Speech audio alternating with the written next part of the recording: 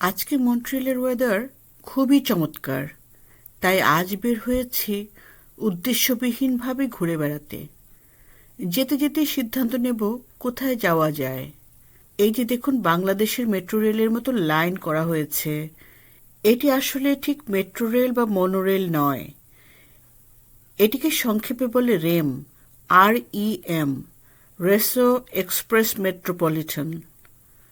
আক্ষরিক অর্থে metropolitan express network.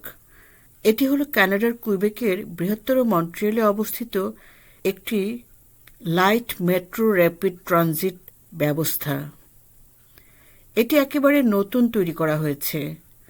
এই ট্রেনগুলি সম্পূর্ণ স্বয়ংক্রিয় এবং চালকবিহীন।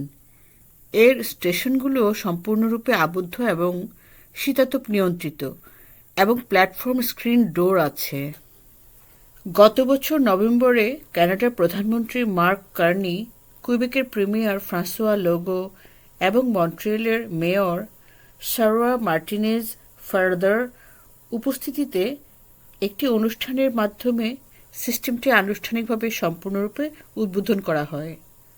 আস্তে আস্তে এই লাইনটিকে বিভিন্ন দিকে প্রসারিত করার কাজ চলছে।